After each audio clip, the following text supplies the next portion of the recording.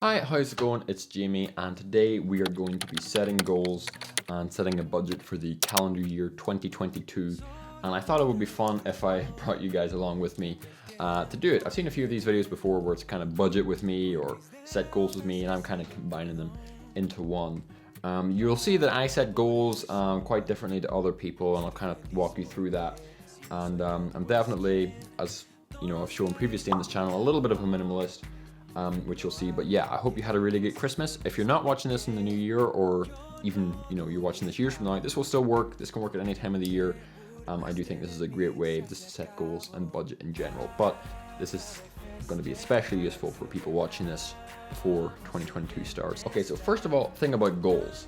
I'm only going to set one goal for this year. I'm going to walk you through this, and I recommend you only set one big goal as well. My main goal is to work on YouTube full time. And that is actually going to be my only outcome focused goal of the entire year, because this is the thing, right? And this is something I've learned from Naval Ravikant. Psychology shows us attachment is the source of all suffering. When you attach yourself to needing something or wanting something, that is the source of all suffering. If you were not attached to anything, if you didn't need anything to be a certain way, you would not suffer at all. And the same comes with goals, because you're basically saying, okay, I lack this thing, I need it to be happy, I can't be happy until I get it.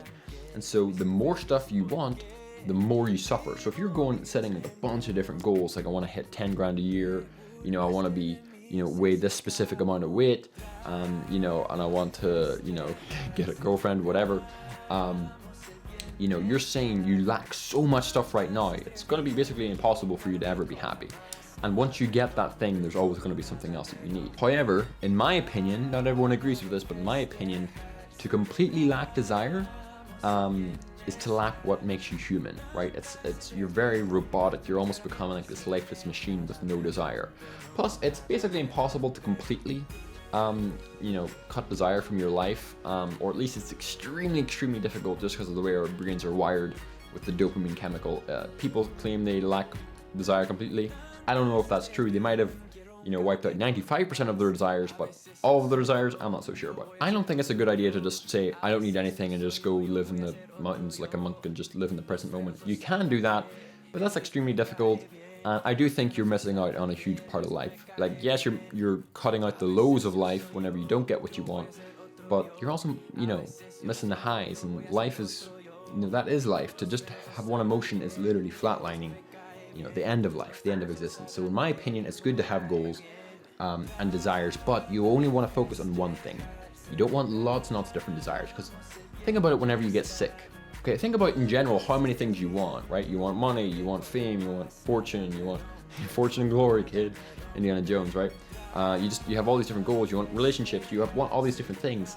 And then what happens whenever you get sick? You want one thing. There's only one thing a sick person wants: to get better.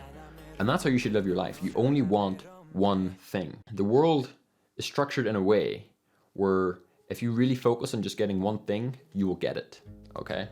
So what is that one thing? And again, it shouldn't be some of these vanity metrics like I want to have more followers than anyone else, or I want to have this amount of money to be better than other people.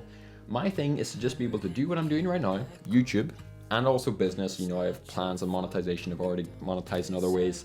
But the general idea is to do what I'm doing right now, which is YouTube/business in one, and just to be able to do that completely full time, and be financially free from doing that. Not a certain income goal, nothing like that. Just to be able to do that full time. That is my one outcome focused goal. So what's yours? It should be something that's actually going to gain you something. Not something just for the sake of proving other people wrong or this, that, and the other. It should be something kind of more that's going to give you utilitarian purpose. Being able to do what I love full time, that is going to make me way happier than making 10 grand a month doing something that I don't enjoy, right? And then once I hit that 10 grand a month, then I want something else, right? So this is my only outcome focused goal. The rest is all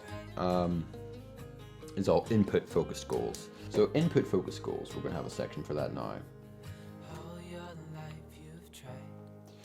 So this is the main goal, and I'm actually just gonna write this. So this is what you should have. So, you know, go get your book or your piece of paper, or, you know, Windows open on your or Microsoft Word open on your laptop if you haven't already, and do this with me. You should have one outcome focused goal. Hopefully I've done a good job of explaining why you should only have one of those. Then your input goals. Mine is going to be to make one high quality video a week. Okay? If I can do that, I'll be more than happy. Okay? Work out 3 times a week. Now, you may have seen one of my videos before where I talked about why you shouldn't work out, and I still agree with that for the most part. You can go check it out in the description below, or maybe I'll put up a tag. But spoiler alert, I'm going to be moving into my own place, and I feel like it's been a while since I've had a kind of place of my own where I'm completely independent from my parents or whatever, and I feel like working out is a good anchor to have whenever I move away. So I'm going to start doing it again, but the difference this time is that it's for completely different reasons. You'll notice I have no outcome here of getting ripped, or I have no outcome of reaching a certain weight. My goal is simply to work out 3 times a week because I want it as an anchor. Right? Input focus goal, I don't give a shit really how I look, and I genuinely really don't. Like, yes, I'm sure it'll be nice once I start to put on muscle, but yeah, it's literally just as like an anchor. And I could do other stuff like rock climbing, but for me it's just most easy to be consistent with working out and, you know, having the music kick in, which I do talk about in the video. There's a few select reasons where if working out is just fun for you, then you can do it. So, work out 3 times a week. I do read quite a lot right now, but not as much as I would like to. I'm probably reading about a book every 2 to 3 weeks, I'd say. In 2022, I want to read a book a week. I started off by writing week, and now I don't know. Whatever, we're going to go with it. I was supposed to say a book a week, but we're going to say weekly book. So that basically means read a book a week. And I'm also going to put in a thing, just because recently I feel like I've been losing a little bit of more weight than I should be. I'm going to put in a goal here of eating at least, bare minimum, 2,700 calories a day minimum. Just because, as I say, I feel like some days I'm missing out on that. Once I get my own place, it'll be much more within my control again. Ideally around 3,000 calories, to be honest, but at least 2,700 calories a day, that's good. So that's actually 4 input goals, which is quite a lot.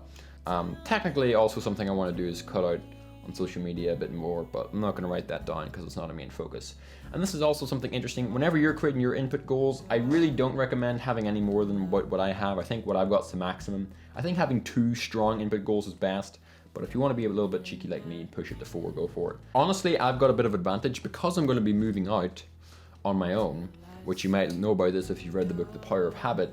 It's much easier to change your habits whenever a life-altering event occurs, or something that changes, your life. If you're just living in the same place, doing the same thing, and you're setting, goals of working out 3 times a week and reading a book a week, you're probably not going to do it because you're just going to fall back into old routines. Whereas if something life-changing is happening, like you're moving out, you're moving country, you've got a kid, you've got married, something that's really changes your perspective on life, and there's a real life-altering event, that is the key intercepting point in your life when you can change your habits, and it is possible to set more habit goals like this one, input goals.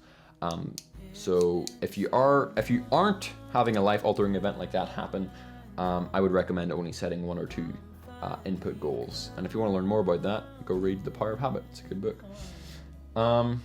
So yeah, that pretty much does it for goals. I guess you can come back here in in a year's time, and I'll probably make an update video to tell you how I went with this, and you'll probably be able to see yourself if my YouTube/business, if I'm able to do it full time. Because right now, I do work a part-time job, which we're going to get into with the budgeting. So budget. We're going to try and keep it fairly simple. If you're setting a budget, my monthly income right now is kind of split up into 2 different things. There's my business, which is basically I help people to stop procrastinating. A lot of inspiration taken from Andrew Kirby on that one. But yeah, it's basically a business where through coaching, I help people to stop procrastinating. As of right now, I've only got a very small amount of clients, but they're all contracted on a annual contract. So I am going to be set for the year, and right now I'm making about a little over £500 per month, and that's minimum from that contract of because they can't back out because they're in the contract. But of course it could increase if I get more clients, which my goal really is to. And I am also working a part-time job, which is basically like it's kind of like telesales, because that's how I sort of treat it. I do make sales commissions and stuff, but it's also a lot of customer service. So it's kind of like a call center salesy type job. It's not a great job by any means. It's only part-time. I work at 20 hours a week. And the only reason I am working it is because I'm going to be moving out into my own place. So I definitely need that supplement and income to help me. And yeah, 20 hours a week plus commissions. I generally make around about $1,000 a month from that. And from my business, from my small handful of clients that are all contracted to pay me each month of the year. As I say, I make a little over 500 from it. So all in all, that is about a income of £1,500 per month. And of course I'm doing this in pounds, not dollars, but if you're doing it in dollars, just do that as well. So £1,500 per month. Now, something I like to do to reduce stress, which again you can go check out my minimalism versus intentionalism video if you want to learn more about this, is that I like to have money set aside so that if a big expense comes up, I'm not shitting myself over how am I going to afford this, like if my car breaks down or something like that. But yeah, let's go through this. So I am currently looking at a place to move in with a friend, and it's hopefully going to be costing us around £250 per month each. It's not a very glamorous place at all, but it's just a place to grind out. So rent we're going to be looking at is about £250. Of course, the deal might fall through and they might not let us live there, but we are going to be looking for something roughly in that price range, I would imagine. So £250 per month for rent. Probably something similar for food. Try and eat relatively cheap food and try not go out, stuff like that. So about the same for food. Now I'm kind of gonna cheat and bunch these a lot together, but you can split it up more if you want to. But I'm just gonna put all of my subscriptions into different things. So that's subscriptions for business coaching, subscriptions for different softwares I have, Netflix, my phone, anything like that. I'm kind of gonna bunch together into one thing. Internet as well, and that is gonna come in at around about, this is just general numbers, but it's gonna come in at around about £150 per month on those subscription things just go out automatically. I do have quite a few of those. Nowhere near as much as I used to though. I've got down in them quite a lot. So subscriptions, that's gonna come down, and that includes gym memberships and stuff like that as well. So yeah, what does that leave us with? So that's currently we're on £650 per month. I personally like to only be spending about half of my income, because that's a general rule of thumb. If you can't afford to buy it twice, then you shouldn't be buying it. I do that for my whole monthly income. So, half 1,500 is 750. I like to kind of keep it roughly in that ballpark. So just for fun, and on just general things like that, going out, getting takeaways, buying myself a treat or buying myself something new for this type of thing, we're gonna go fun. We'll say £100 would be taking us up to that 750, but I'm gonna allow myself to go over it just a little bit the odd time. 100 to, we'll say £200 per month on just general fun things, and then the rest, whatever is remaining, will go into savings. You may ask, what do those savings need to go for? They're to reduce stress. If I know that I can afford any big expense comes up, like I don't have to worry if I get in a car crash and I'm screwed without a car, or I don't have to worry about anything like that, then I'm gonna live with so much little stress, because I know I've got so much money always put aside, plus This year I am planning on traveling quite a lot. I've already got a trip booked and planned for LA for 2 weeks in March, which I cannot wait for. And I'm also looking to go to Italy in the summer, and maybe somewhere else at the end of the year as well, which is going to be so fun. Now that I'm an adult, I can do things like that. I can just travel. Yeah, I can only afford to do that if I've got savings. Of course, this could vary quite a bit. That £1,500 a month, that is dependent on, number one, having clients, right? Making sure they don't back out or something like this happens to them. If something happens to a client where they do back out, or something happens where they can't afford to pay, that £1,500 per month goes down. If I make less sales commissions in my job, that goes down. However, I do have a pretty fail-proof plan where I will always be at least £1,500 a month. If it does drop, I can always just try and get more clients, okay? If that doesn't work, if I fail to get more clients, then I can try and make more sales in my sales job, right? If I really can't make sales in my sales job, I'm in a very fortunate position where my job, if I ask for more hours, it will just give it to me. So worst comes to worst, I'll just have to work, 25, 30, or 40 hours a week at my sales job and just really hustle it out. But again, that's like worst come to worst. This is, I guess, also an input goal. No matter what, I will be making that £1,500 per month, but of course, I would love to be making a lot more than that, and ideally from YouTube / my business. So that is us setting goals and us budgeted for the next year. If you're anything like me, this is what you should have.